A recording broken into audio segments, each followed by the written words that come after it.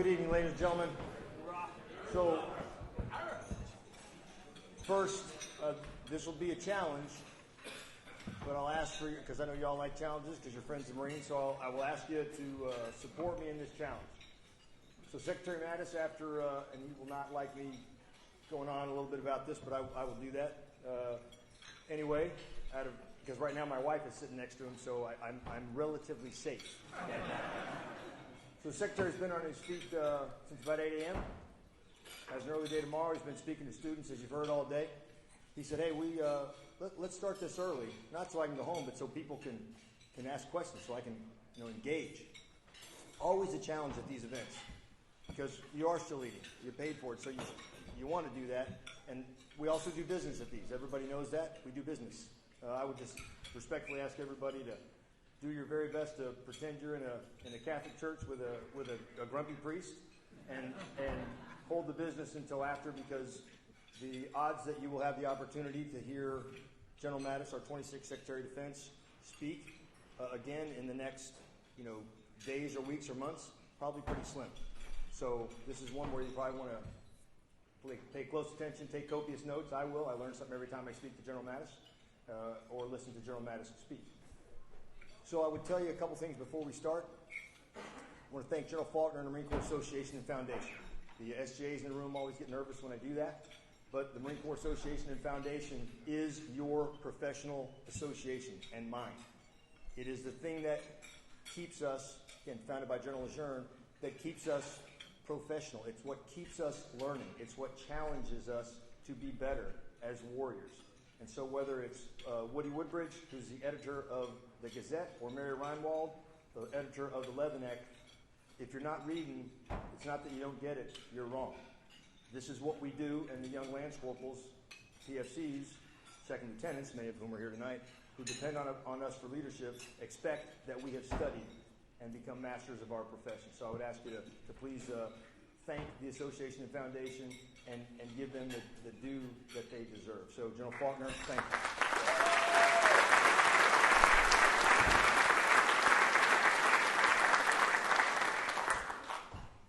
I will simply say to the Nixidics team, thank you, and let me get off the stage. And you don't need an introduction for General Mattis, but I will tell you that he will offer you something that you did not know. So every time I listen, I learn something that I didn't know before. So please help us to provide the appropriate environment and the courtesy that our 26th Secretary of Defense deserves as he's making a speech out of his own goodness of his own heart, his own time, with an incredibly busy schedule, and he's been gracious enough to pay this entity and these Marines back. So without further ado, and with your abiding respect, I will introduce our 26th Secretary of Defense, General James Mattis.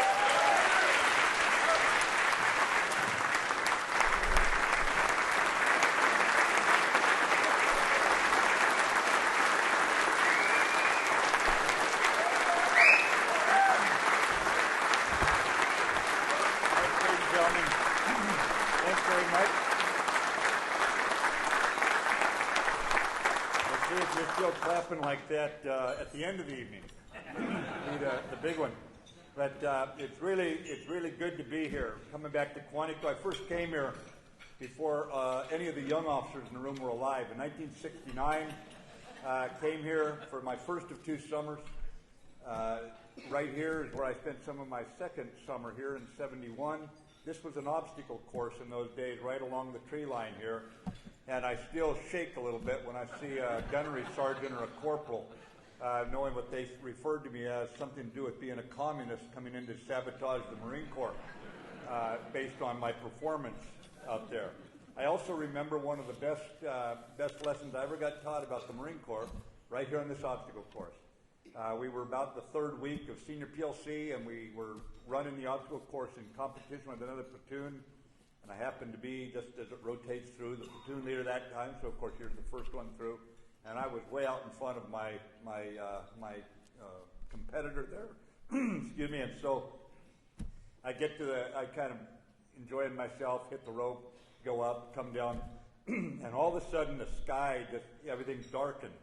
And leaning over me with his hand on his hips, you can all picture it, with the voice of the sergeant major who was up here before, was the guy who made the allegation that I'd come in to destroy the Marine Corps. He knew I'd only given 99% on my run through the Oak course. And he said, thank you, Sergeant Major, talking about that voice of yours.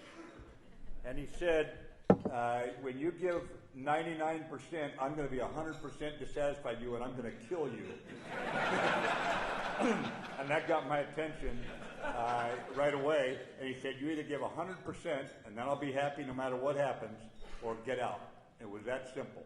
And the unapologetic Marine Corps introduced itself to me through that staff NCO, and that's probably had more to do with why I gave 100% at times than anything else that I could ever go back and tell you about reading in a book or any class I was ever in college. You know, it's kind of nice to come to Quantico. I'm coming from Washington, D.C. This morning, and we drive through the gate, and I nearly got out and asked the corporal at the gate if I could have political asylum from the nut house.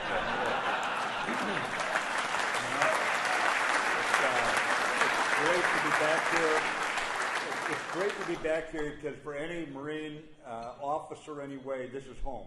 This is where you were bred, where the NCOs first put their thumbprint on you, and it brings back just a rush of memories, memories that have a lot of clarity, I would say that. Some are caused me to be a little shaky for obvious reasons, but it's also a reminder as I came through the gate, my driver is a retired colonel. Chris, thank you. It's interesting because I think, well, that's one point not in my favor because I remember once watching through my binoculars when I'd managed to get my battalion surrounded in an open desert. Now that is almost impossible. At that point, you realize you're not the von Clausewitz of the world. As you notice your mortar platoon getting out, pointing 4 mortar tubes south and 4 mortar tubes pointing north. As I was scanning the mess I'd gotten myself into, I noticed all of a sudden an entire sheaf of dirt thrown from obviously a sabot round from an enemy tank all over Lieutenant Woodbridge's, in those days, Lieutenant Woodbridge's vehicle. And I thought, well, I'm not going to look at that. There went Woody, and I looked elsewhere, right there. A couple hours later, I was called to the regimental CP. We were on the move, and we got the word they're killing innocent people in the streets of Kuwait City. We are going to break through now, tonight, before it gets dark. We've got to get there. And so I went hurrying back over to my unit, and I looked over, and there was Chris Woodbridge. I said, Woody, I thought you were dead. And he said, so did I. So then I think I'm doing pretty good. Then I walk in here tonight, and Tricia, there I am with you and your #1 fellow. And then I'm being introduced by a guy. I got him shot, too. And so it's always good to come back where you're welcome still. And Trish, they didn't even take the knife away from her sitting next to me, which I thought was quite nice. Back in the old days, the bodyguard would have removed all the weapons from somebody when I'd gotten their spouse nearly killed. But I bring this up because it's just, I can keep right on going. I can go on and on and on about my sergeant instructor who was a corporal. I can keep on going. And the reason I bring this up is the still waters run deep in most of us in this room, whether you were a Marine or not, whatever service you were in, whatever business you're in now. We, I think, are very much aware of the gravity of what it is we stand for and what we do. And there is nothing inevitable about the survival of this great, big, wonderful experiment that you and I call America. There's nothing certain about it. As you go back through our history, there was certainly nothing certain about George Washington's Revolutionary Army prevailing in that long, seemingly endless, for those in Washington who haven't read their history, seemingly endless war as we fought alongside the French for our freedom. And so what we need is a level of commitment, and to look around this room and find business and industry sitting right next to Marines, active duty, retired, Air Force, Navy, Army, Marine Corps. I haven't seen any Coasties here? Not here? Well, they're usually here. But to see all of us sitting in the same room, all Americans, all committed in varying roles to the survival of this country, is very heartening, because we all know that the country is going through tough times right now. We've got a lot of internal issues. We're going to get through them. I'm very confident we'll get through them. It's going to take leadership. But I think, too, the clarity of the Marine Corps is something that this country needs right now. I went through the Commandant's planning guidance here, and then I read it a second time because I don't like reading something and agreeing with it completely. So I read it through a second time. I was looking very critically now. I wanted to find something wrong with it. And you know, I got done with it, and I sat back, and I thought, there is clarity. There is a commander who knows what he's doing, who's done his homework, who's scoped the horizon, and has sat down and said, this is where we're going. There's no ambiguity. There's no perhaps this or if that. Now, will he have it 100% right? Of course not. Nobody ever does. But what's critical is we don't get it 100% wrong. And I will tell you that in the 1990s, the U.S. military got it 100% wrong. We had ideas about effects-based operations. We bastardized a very good, a fine, workable Air Force doctrine for taking down closed, complex systems. It worked. It was well put together. And then non-Air Force people took it and thought, Eureka, we just found a whole new way of looking at war. And they applied it to an open system, a system where cowardice and courage, where cunning and tactics, where all these other mushy things go in. And throughout the 90s, we heard adverbs and adjectives like precision fires. Also, fires weren't always precision. We were always as precise as we could be. I mean, this is assuming that a caveman back 3,000, 5,000, whatever it is, years ago, said, there's a saber-toothed tiger. I shall throw my spear that way. No, I don't think so. We just got more and more precise. But over those years, we had this idea that if we can see the battlefield, we can win. Really? Two football coaches both can see the football field. One's going to win and one's going to lose. So we actually went down a road where we thought an algebraic equal sign was war. It was no longer about people. It was x plus y to the second power equals victory, or victory equals these things. And by the time we got done, we were still cutting the size of the U.S. Army, and we were deep in a war, and we now had soldiers going back-to-back 15-month tours, 18-month tours at times, with 3 months home. That's when you know you completely dorked it up. So we go through all this training and education, all the things we do here at Quantico, and the Marine Corps right now is recognizing at this point it's going to be a more maritime strategy. This happened. For the last 20 years, it was more of a ground strategy, working against terrorists, this sort of thing. Now it's going to be more maritime. There's a planning guidance out on it, going to take a lot of work with industry, a lot of resources, but it's mostly going to take a change in thinking, training, education, so that we drive industry and those solutions toward the actual relevant ways of dealing with this world we're coming into. The strategic challenge is very clear, and I'm going to run over for just a minute because this may get us some good questions or challenges in the event you think I'm missing something. First of all, terrorism is going to remain with us. That's all there is to it. It's an ambient threat. It's going to still be here when all of us are done doing what we're doing now, and probably our children, when they're still in their career, are dealing with it throughout their career time. I bring this up because in 1984, George Shultz, Secretary of State, by the way, former Marine, who at Stanford University where I work, is always first to say what he is, not Secretary of Labor, not Secretary of Treasury, not Director of OMB, not even Secretary of State. He always says, I'm Major Shultz, U.S. Marine, okay? Formative years, Pacific Campaign, and ever since then, that's formed how he looks at the world. 1984, New York City, he says, terrorism is coming. It's going to kill innocent people. We are going to lose troops, and we're going to have to preempt it, or we'll lose even more. 17 years before that very city was hit by a terror attack, he was already seeing with clarity what was going to happen.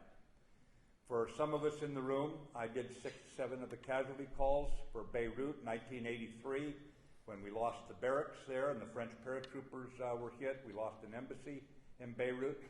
But as we look at the terrorist threat, remember it comes from 2 directions. One direction, of course, is the attack on 9/11, Al-Qaeda-associated elements. In the mid-90s, they declare war on us. It was in the 80s, early 80s, that the Lebanese Hezbollah, the associated Iranian terrorists, declared war on us. So why do I bring up something that old? Because the root causes of terrorism are still with us. We're going to have to deal with it and try to deal with it in a way that we don't surrender our constitutional liberties, our constitutional rights, which means we are going to be taking risk, and it's going to be hard when the country gets hit. I would also point out on the terrorism that there's something else going on that may be changing the level of threat, and that is that we notice there are safe houses now in Tehran for Al-Qaeda. That is very different. If they jump the air gap, and now the Iranians are starting to fund not just Lebanese Hezbollah and Shia terrorists, but also the in extremis Al-Qaeda elements that we've hit hard, that's going to be a very, very different threat if it manifests in that way. Remember, this was a country that tried to murder the Saudi Arabian ambassador less than 2 miles from the White House, and but for one mistake, they're going to do it with a truck bomb in Georgetown on a Saturday night, by the way. But for one mistake, they'd have pulled it off. They made one mistake, and we did nothing about it. So we've slammed Al-Qaeda hard. We've also watched Lebanese Hezbollah not get hit hard, and the Iranians are madder than a hornet right now for obvious reasons. If they can somehow combine this terrorist threat and it mutates in that direction, it will move up in terms of the amount of effort we have to put into it. Thanks to some of our allies, a number of them until at least the last couple of weeks, ISIS has been broken in many parts. It's not over, of course. Al-Qaeda in North Africa, the French have handled very well in a brilliant campaign that we support. Excuse me. But at the same time, terrorism is going to continue. But terrorism can change some aspects of our life. They cannot change our total way of life. So let me talk about the 3 big ones that can do that. One is that little country there on the Korean Peninsula. And in terms of urgency, that is one we're going to have to deal with. That one is going to take allies to deal with it if we don't want it to go to war. And right now, any kind of diplomacy by drama has not worked.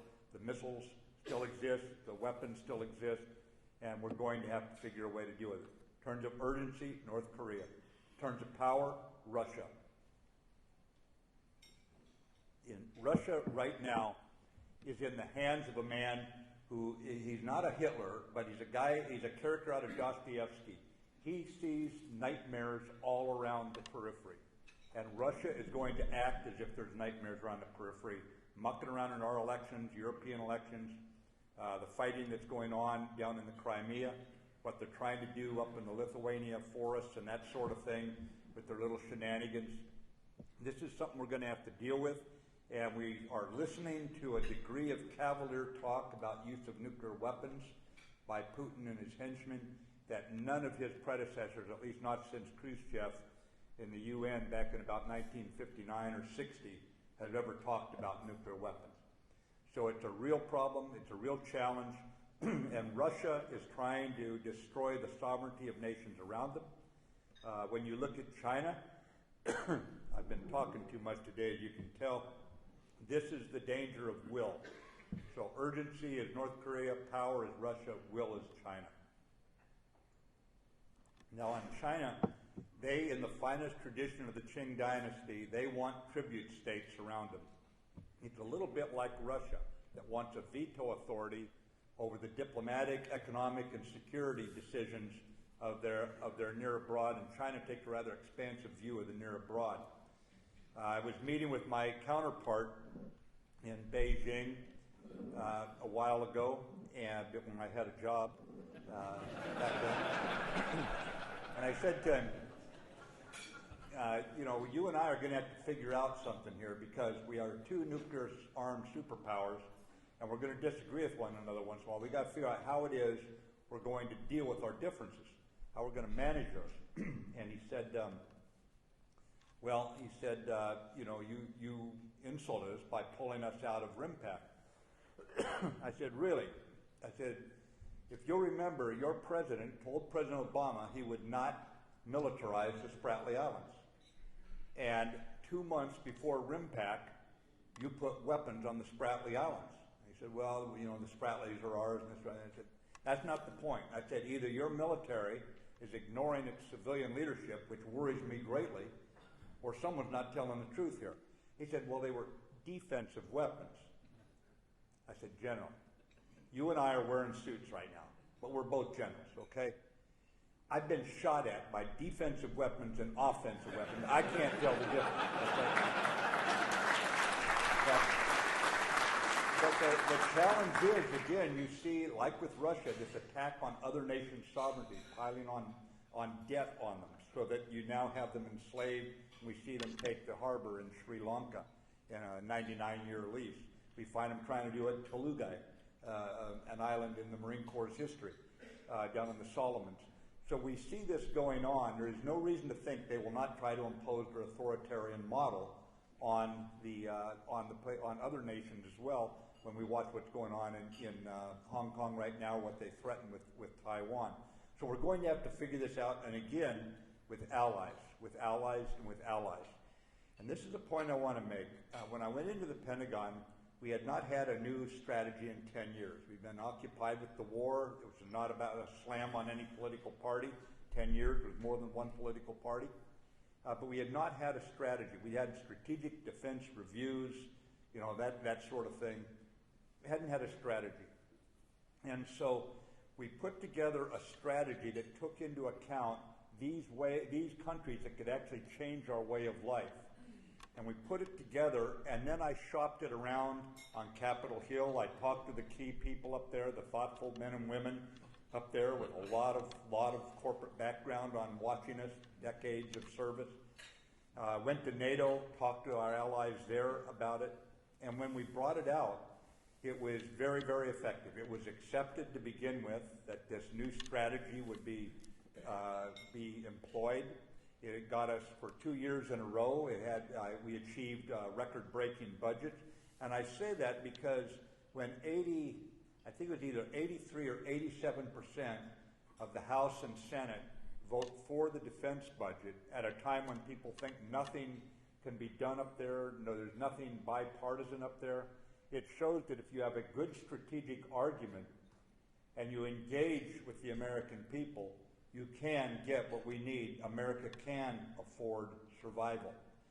And so as we put this strategy together to address these threats, the whole idea was to ensure that our diplomats speak from a position of strength. When Secretary-designate Rex Tillerson came to town the same night that I showed up for our get ready for the Senate hearings and all, I called him up and I said, I'd like to meet you. We haven't met before. And he said, absolutely. He was batching it up there in town too. So 28th of December, 2 old guys with gray hair in the back of a restaurant. We're sitting there talking, just like you do when you get into a position where you need to know somebody. And where'd you get your values from? How'd you grow up? That sort of thing. Well, he grew up, his dad delivered milk in a milk truck around the neighborhood. Worked his way through college, met his number one squeeze, became an engineer, joined ExxonMobil, and next thing you know, he's a CEO dealing with guys like Putin and living in Yemen for 2 years. Eagle Scout, Texas, big guy hat, all that stuff. Me, kind of boring, just Marine, infantry. And we're talking, and I said, I think that over the last 20 years, we've militarized our nation's foreign policy, and we need to make certain the State Department drives our foreign policy. I'll give you the military factors. I'll tell you what you need to know. I'll tell you what we can do, what we can't do. But when it comes down to our foreign policy, we need State Department's diplomats in the driver's seat. And I said, it hasn't always worked out well. I said, I've been in the Marine Corps for 40 years, and there are times the Secretary of State, Secretary of Defense wouldn't walk across the Potomac River and shake hands with each other. And we lost troops killed because of that sort of thing, where that disenchantment actually rippled all the way down through. And so I said, I want to work with you, but let's always settle our differences before I walk in the White House. The White House will never settle it between state and defense. We're going to settle it together ahead of time, then we'll walk in. And he just reached over the dinner table there and shook hands. We shook on it. And every week we met. Continue the same thing, by the way, with Secretary Pompeo when he came in. Every week we met. We talked 2-3 times a week to make certain we were aligned and transparent with one another. And I bring this up because that ultimately what that strategy had to do was put our diplomats in the driver's seat. And by that I specifically mean that what my job was not simply to run the military stuff and oversee that for the country. My real job was to make certain that we could keep the peace for one more year, one more month, one more week, one more day, one more hour, and give the diplomats time to work their magic, even if it was just what passed for peace. In other words, it was a war, but we were trying to keep it from spreading. And that was the real job of that strategy. That was my real job.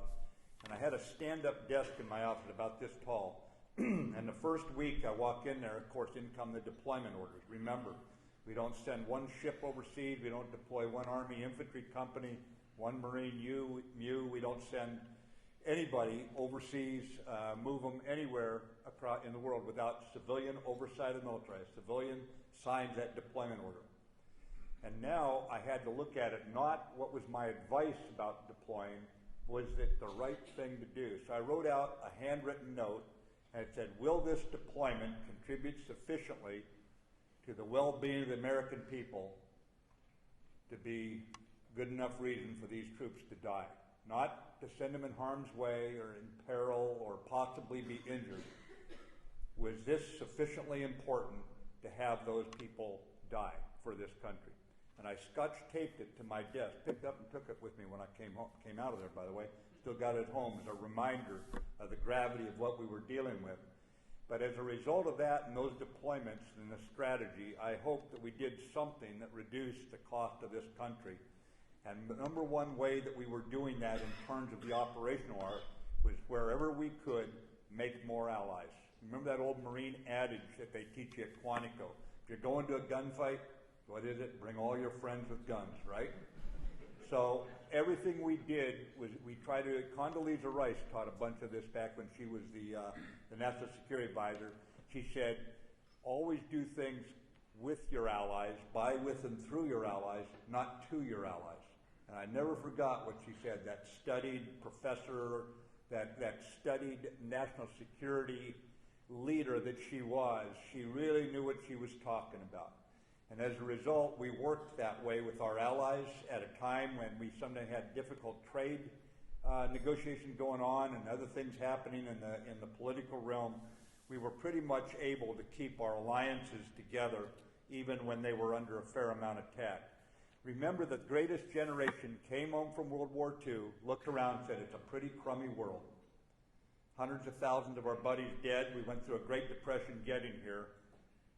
Crummy it is, but we are part of it whether we like it or not. We tried walking away from the world once before. We've done it right after World War I, and we look what we got from it. So now we weren't going to do that. And what comes out of it?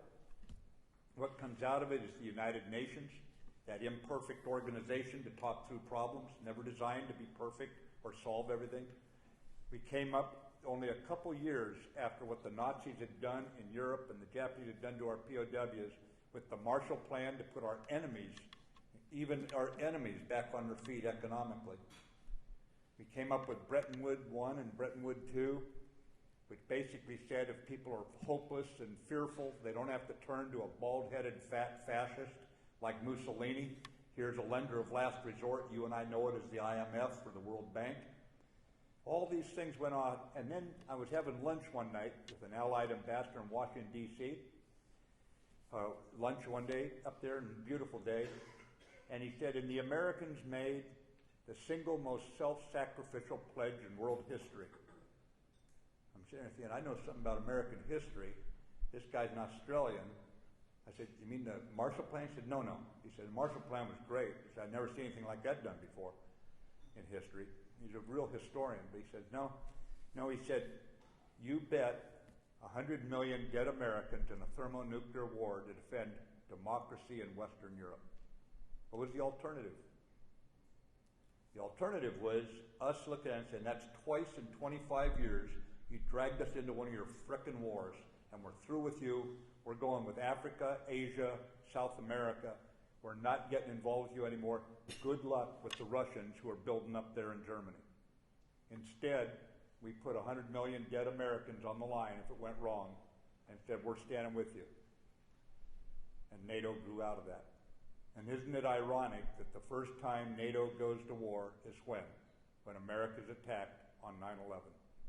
So if you ever wanted to see what the greatest generation could see so clearly after what they'd been through, and why that garden that we planted of the INF and the World Bank and of what the Marshall Plan started and what UN is, if you ever want to see why we need to tend to that garden, to water it, to fertilize it, to keep it growing, to trim it, to adjust it, to meet our current needs, just go back to what the greatest generation did. Because they're called the greatest generation for two reasons, really. It's not just that they beat fascism. A young graduate student, late 50s, go down and knocks on the former President Truman's door and says, I want to interview you. And one of the questions Kissinger asked him was, as a young guy, fresh home from the wars and all, getting his PhD now, he said, what are you proudest of? And without a moment's hesitation, Truman said that we whipped the fascists and then welcomed the German and Japanese people, Italian people, back into the community of nations. There's wisdom right there. I hope what we're defending here today is understood in those terms of just what we were given, because that may have been the greatest generation, but for many with my color hair, we were the luckiest generation. We were the lucky ones brought up by those guys who parachuted into Normandy and took Iwo, or flew against Ploesti or Midway, and we were the ones who were the recipients of all that wisdom. And you have to ask ourselves, are we doing as well for our next generation as that generation did for us? Let me stop there because I want to take questions here this evening. Who's got some good ones?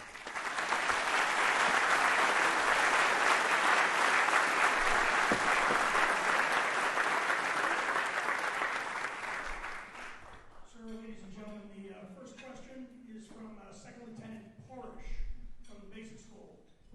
What was the most difficult decision you had to make as Secretary of Defense? How did your military career prepare you to make that decision? Well, the decisions up there, they're difficult only, you know, the Marine Corps trained me well, educated me well, and the decisions were only difficult when I didn't have the time to give them as much consideration as I wanted. But probably the most difficult decision was the decision to leave the best job that I could have been in right then. And it was a reality. There comes a point where you do your best. I come from that school that says when the President of the United States asks you to do something, you do it. You just roll up your sleeve and do it. Republican or Democrat, if you're prepared, as long as you know you can do the job, you do it. And in the job interview, I disagreed with the boss 3 times. Once was on NATO, by the way, and allies. Once was on the use of torture. I forget the other one right now. And he'd hired me anyway. And there came a point where I thought it was probably best that I leave the job because I thought the department needed a spokesman who would gain more traction with the boss. No rancor, nothing else. I laid it out in a letter that I made public. I didn't want to hide anything. So it's exactly where I stand. But that was probably the toughest part of it, was leaving with the lads still in the fight. So our second question comes from Lieutenant Colonel Klausman, United States Air Force. He's a student at the Marine Corps War College. As the U.S. makes an effort to refocus on great power competition short of conflict, how can senior military leaders better prepare for operations in the gray zone? What do you see as the biggest challenge or Achilles heel in the way we organize, train, and equip? Yeah, it's an interesting question because you'll hear things like hard power and soft power. And I would just say that probably the most important thing for leaders is to keep stressing what strengths we have. There's too many people running around talking about the sky is falling. A recent article I read changed the word soft power to sharp power, where you sharpen what you're going after, like in the information space, or you're defending, as we did very effectively, by the way, last year, our off-year, our non-presidential elections. We were very successful at it. So I think it's most important that you look at the strengths that we have. And this is, some of you have probably heard me say this one before. If you looked on YouTube or something. But remember that America has two fundamental powers, and don't get into exactly tit for tat, that sort of thing. Symmetric for symmetric or asymmetric for asymmetric. I'm reminded of when we were in Al-Anbar province, some of us, and out in the western Euphrates River Valley. And we pull into a place, and it's terrible fighting. In some of the areas, we're outnumbered. We're stretched too thin. We don't have enough people. We're under a troop cap, that sort of thing. And I pull in the middle of the night, and when the sun comes up, this lieutenant in the middle of nowhere with his 40-odd sailors and Marines is out there trying to block a rat line where the enemy is trying to infiltrate into Ramadi, Fallujah, Baghdad, and points east. And his job is to stop them. And so the sun comes up, and we're talking. You can't see anything except a little ribbon of green way off in the north, the river off there. And he said, by the way, we caught a guy laying an IED on the road you were coming in on last night. I said, really? That's kind of personal. He said, yeah, well, he said, the guy speaks English. I said, really? Yeah, he's 2 years in England, year in Switzerland, engineer. And so he said, you want to talk to him? I said, sure. They brought him over, and I was talking with him there, and I said, what are you doing this for? It wasn't his best night. He was kind of shook up. The Marines cut his little cuffs off. And he had his wheelbarrow out there, his 2 artillery rounds, his car battery, digging a hole, and looks up, and there's 5 guys with automatic rifles around him. He knows his retirement plan is in jeopardy. Not a dummy. And he starts off with this rant, and I said, what are you doing this for? You're Sunni, we're the Marines, we're the only friends you've got. What are you doing this for? And he says, oh, you Jews, you Americans, you want to steal all the oil. I said, no, actually we don't. I pulled my wallet out every time I put gas in my car, but you're an educated man, so just go away. I'm not going to listen to this crap. And the Marine stepped forward to take him away, the young fellow who was guarding him there. And the guy said, got up and had a hard time getting up because his legs were still cuffed and everything. And he said, can I sit here for a minute? I said, sure. And so he's sitting there, and after a minute he said, well, I just don't like having foreign soldiers in my town. Well, I can understand. I can respect that. I wouldn't want them in my town either, outside here. And he said, it just drives me crazy. I said, well, okay, that's understandable. And so we talked for a while about his family. They lived about 10 kilometers away down on the river. They'd been forced out of Baghdad by the terrorists, the Shia terrorists there. And he said, well, he asked me, he said, I'm probably going to jail. I said, oh, yeah, you're going to Abu Ghraib. You're going to be wearing an orange jumpsuit for a good long time. You're lucky you're not dead. And he said, he's getting ready to leave, and he said, do you think, General, if I'm a model prisoner, my family and I could immigrate to America someday? Now you think about that. Those of you who think this country isn't great or isn't inspirational, just think about, here's a guy literally trying to kill us. And we have the power of intimidation, and my Marines were damned intimidating, and they had him. Good to go. He's going to jail. They could have killed him for that. But the power of inspiration could reach halfway around the world, what America is. He would love to be sitting right where you are tonight with his 2 daughters going to school in our schools. And that's the real power of America. But we're getting to the point where we're doubting those powers today. We're doubting the power of inspiration. We're even having some people doubt our power of intimidation. Those are our 2 fundamental powers. When you look at the way China's treating Hong Kong tonight and threatening to treat Taiwan and what they've done to Ceylon, to Sri Lanka, when you look at what Russia's doing, they're not going to win the allies like we have. And our allies are ours to lose. So let's remember, how do we prepare for the gray zone, be more of what we are?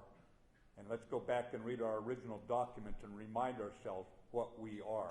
Because we are not a racist country. We're not a transactional country. We're not a misogynist country. We are the good guys. We're not the perfect guys, but you'll go a long way to find a country more willing to work to improve itself and willing to accommodate that we messed up and we're going to do better. And so we just got to get back, I think, to having confidence in ourselves, and don't let the gray zone scare you. We're more competitive in the gray zone than anybody.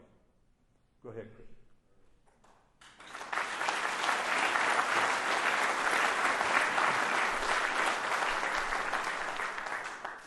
So our next question is from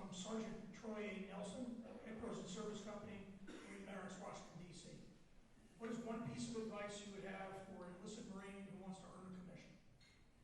Who want to earn a commission? Well, first of all, recognize where you're at right now is probably one of the most satisfying jobs you'll have, because for an officer to do their job well, they actually have to deny themselves some of the most satisfying parts of relations between Marines, because the reason I stuck around that low-paying outfit so long was just for the rambunctious, wonderful nature of the Marines. I mean, frankly, I hated some of the jobs in the Marine Corps. I grew to hate minefields in training. I didn't even have to get into them like I did later. I already hated minefields at a young age. And I certainly didn't care for some of the other things that I did. But I loved being around young guys who literally would bite all the way through their lip as they're probing in a real minefield and looking over and see the blood trickling down as he's so tense, looking for something he doesn't want to find, but he would keep probing and keep going. So I think that to stay close to those people gives you a degree of spiritual strength, a degree of liberation, a degree of enthusiasm about life. And when you move into the officer ranks, you become remote from that. You have to work hard to stay connected to those very, very young folks who are willing to put it all on the line. If you're willing to pay that price to move into that, then what I would suggest first of all is take total possession of your own responsibility for learning. There will be a lot of people who will give you advice. There will be a lot of books to read. There will be a lot of schools to go to.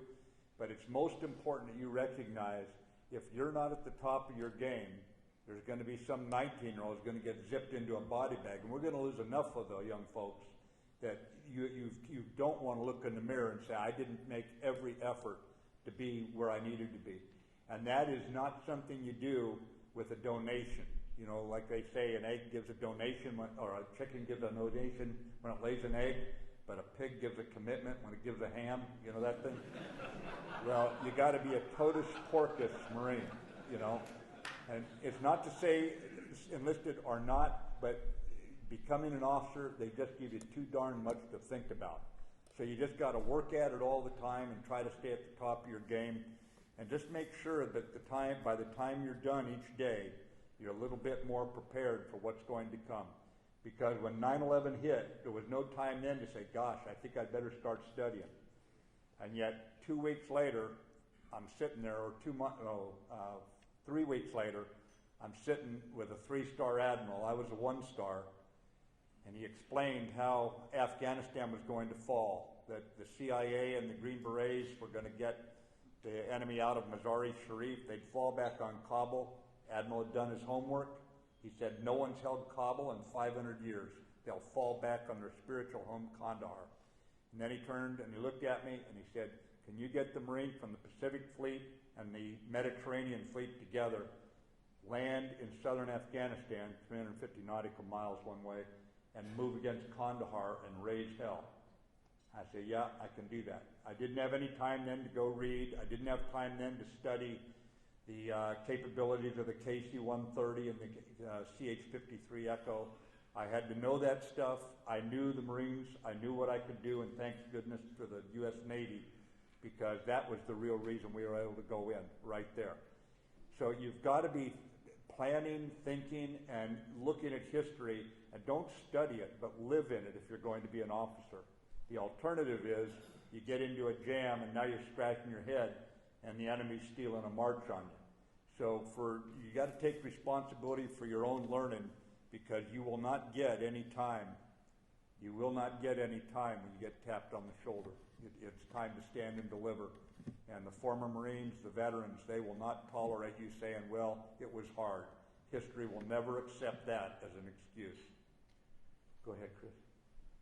Sir, this question is from Second Lieutenant Abraham Herrera, also from the basic school. Who have been your most influential scholars or military leaders that informed your worldview and foreign policy? And how have they influenced the way you think? For inside the military, probably General Gary Luck, U.S. Army 4-star. But my worldview, gosh, you know, it's interesting because we all need coaches and mentors.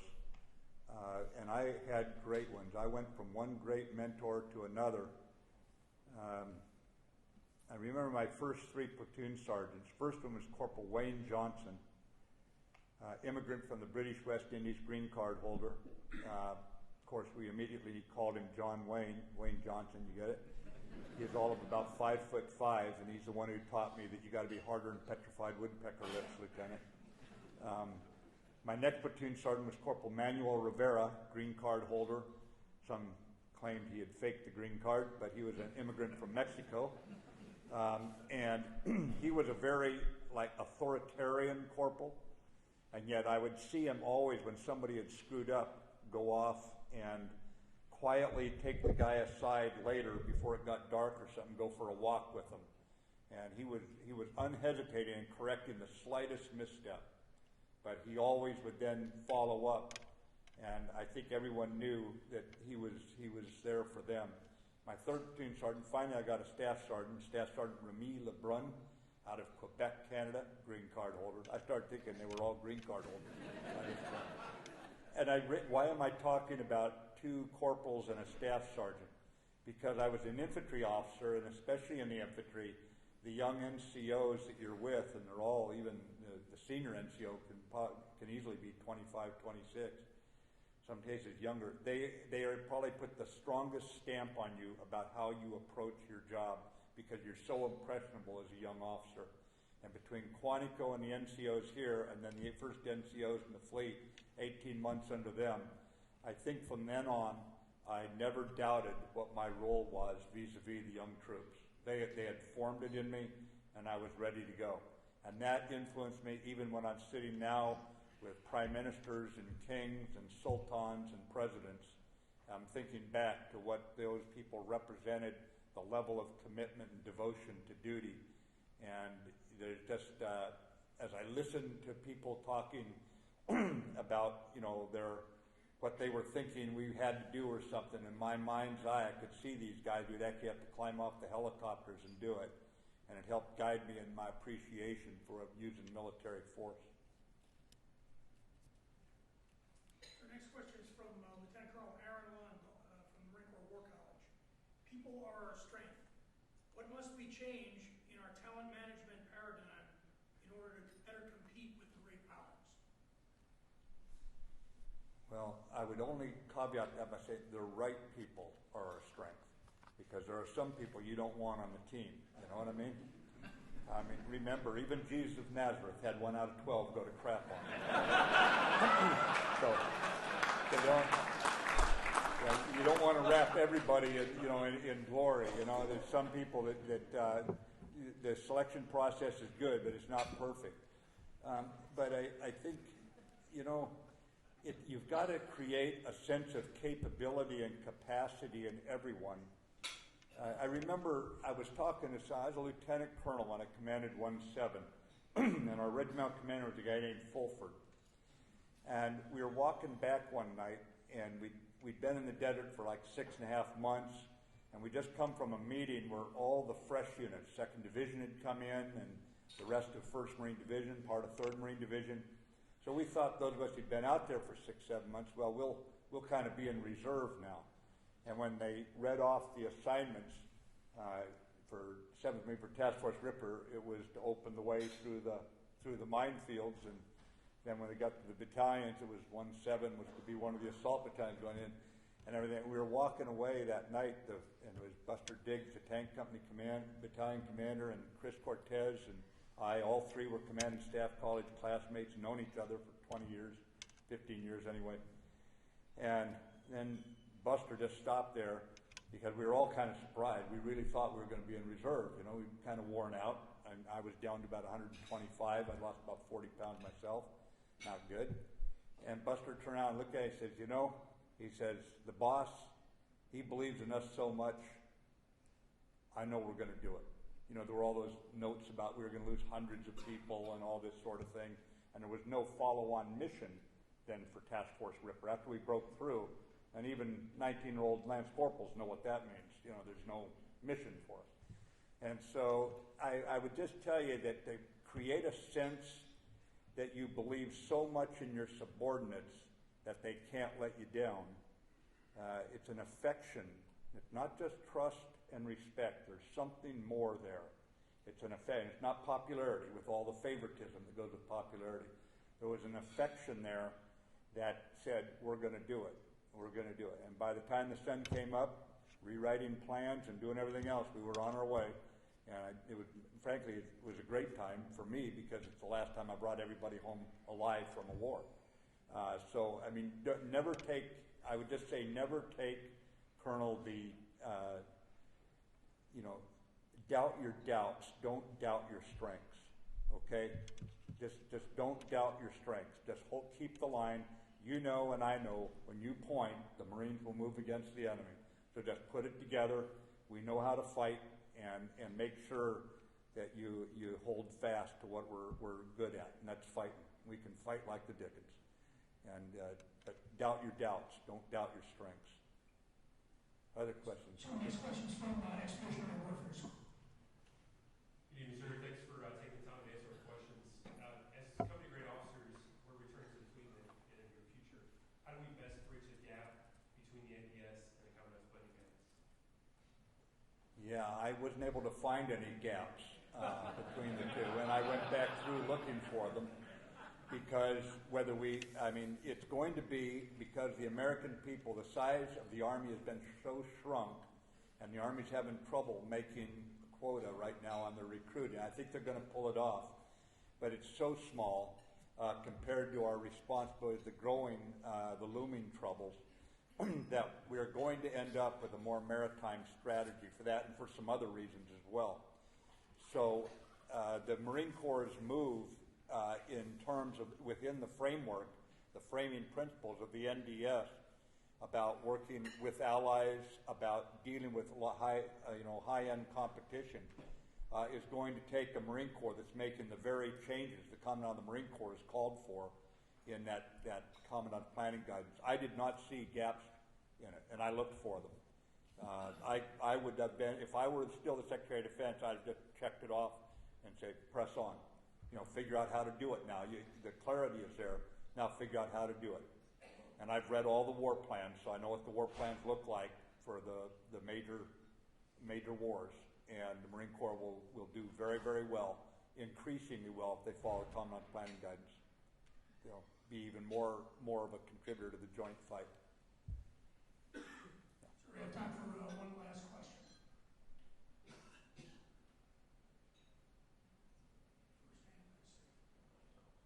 Gonna get off easy here. It's going to get weird if we're looking at each other and no one's saying anything. There we go. General, Mr. Secretary, you talked a little bit about Russia's concerns about their rim, China's concerns about their rim. Yeah. I'd ask you how you would compare that to the Monroe Doctrine for the United States. And then two, your take on the Russian, Syrian, Turkish conundrum that we have today. Well, the Monroe Doctrine was designed actually to protect sovereignty in the New World, whereas the spheres that China and Russia are trying to impose actually subordinate other nations' sovereignty. So the question for those of you in back was, how do you look at the Monroe Doctrine, where we said that European powers need to stay out of the Western Hemisphere because of all the troubles they were bringing when they came over or had brought previously, and then what we could see brewing in Europe, where we get drawn into war. Whereas China is trying to impose their authority over the South China Sea, over Hong Kong. And for those who say, no, well, Hong Kong is an internal matter, I beg to differ with them, and I'll tell you why. When they came to America in the 1980s and said Hong Kong should belong to us, and America, we didn't believe in colonialism, and we agreed with them, but we weren't willing to see them put underneath a system that was a penalty box, basically, for human rights and for democratic opportunity for the people. And so they promised us it'd be one country, two systems. That was a promise for us to come in and side with them and help convince the British it's time to pull out of Hong Kong. So now for them to impose an extradition treaty that clearly makes it one system, one country, is a violation of what they said to us. And they can't have it both ways. If they want our cooperation, then they have to live up to their word. And they're not living up to the word on a number of issues. So I would say between Monroe Doctrine and what China and Russia are doing, Russia right now moving into the Crimea, for example, theirs is expansionist. Ours was actually minimalist, just the opposite. On the situation in Syria, it's obviously it's probably the most complex security situation I've ever experienced. I think you're aware that I resigned over the threat to pull out. So I don't have a whole lot more to say. I think that what you're looking at is obviously a gain for Iran, a gain for Assad, and a gain for Russia. I don't think Turkey's in better shape. I realize they just did some things that they're proud of, but the fact is they had no attacks coming from that area where we had our NCOs monitoring what was going on, our Special Forces NCOs. And so Turkey is a loser here, and the idea that Russia is going to convince Assad to take 1 to 3 million refugees back into war-torn Syria, many of whom left because they're anti-Assad, this doesn't align well. So it's going to get worse. I just say, ladies and gentlemen, we're going to see more ghastly headlines out of that area in the year ahead. It's unfortunate, but now we have to play the ball where it lies, if we play it all. Ladies and gentlemen, thanks for having me here tonight. It's just, for me, some things are work and some things are fun. Believe me, it's fun to come back to Quantico for one thing. Thank God, Sergeant Major, I would just tell you, it's great to outrank the gunnies and corporals who used to ride me harder. But also to see Americans, like none of us care who each other voted for in this room. We don't care where you go to on Sunday or Sabbath, whatever it is, or if you never go anywhere on those days. We don't care about anything about each other. We're all Americans here, or allies. And I would just tell you that we need to get back to that. Let me just close with one last statement. Corporal Kyle Carpenter just wrote a book. It's called You're Worth It. And I've gotten to know Kyle. I knew him back when he was first wounded. Saw him in the hospital. Saw him about a year later. He's doing a lot better, obviously. And he was riding in a taxi one night. I recommend you all read his book. I'm not pushing mine. But he's riding in a taxi. He's got a lot of stuff to do. He's going over his paperwork in the back. And the guy's an immigrant, starts talking about why he came to America and what his life was like and how much he loves being in America. And he's already found out that Corporal Kyle Carpenter was in the Marines. He doesn't know much more about him. And he says, thanks for your service. And Kyle comes right back to him and says, you're worth it. Let's just remember here tonight that when we look around at America, let's get back to that fundamental friendliness, the respect for one another. Let's forget who somebody voted for and find out how their kids are doing in school. Let's get back to being normal people again. And when someone says, as they will to many of us here, because they'll know that we were in the military, or they'll see a rucksack on somebody and something like that, they see our active duty folks in uniform, and they say, thank you for your service. Just go back without a moment's hesitation and say, you're worth it. Every one of you was worth it. And start bringing the country's sense of dignity and worth and value back to the forefront where it belongs. We're lucky. We're the luckiest people on earth. Let's act like it. Thanks very much, ladies and gentlemen.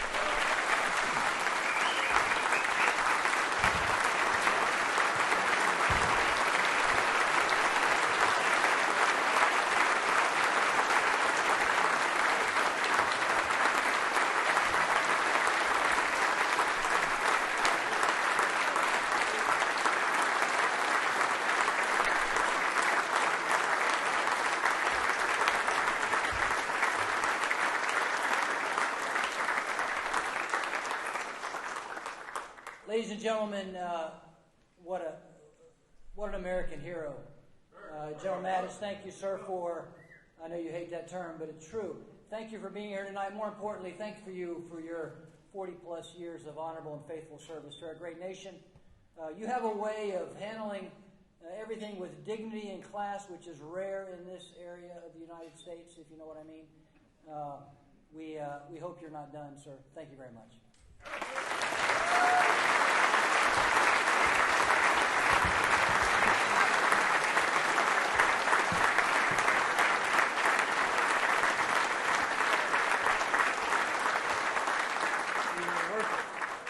Ladies and gentlemen, please take your seats. A couple final quick comments, and I'll send you on your way. What a great night.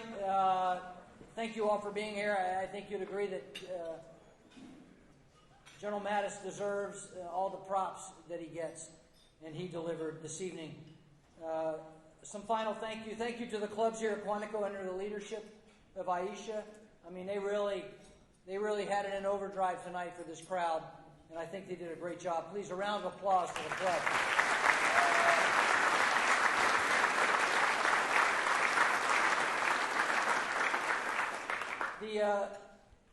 Of course, my co-host, Lieutenant General Smith, Eric, thank you so much, you and Trish, for being here. And also, the leadership here at Marine Corps Base Quantico, Colonel Will Bentley and this Sergeant Major Hensley, thank you for your leadership. What a tremendous job tonight. All of you, thank you for being here. We couldn't do it without you, especially our corporate sponsors. And then finally, last but not least, we have about 15 of the Marine Corps Association and Foundation staff here tonight, and it takes a city to put this together, and I have a great one. And please indulge me. A round of applause, please, for the Marine Corps Association.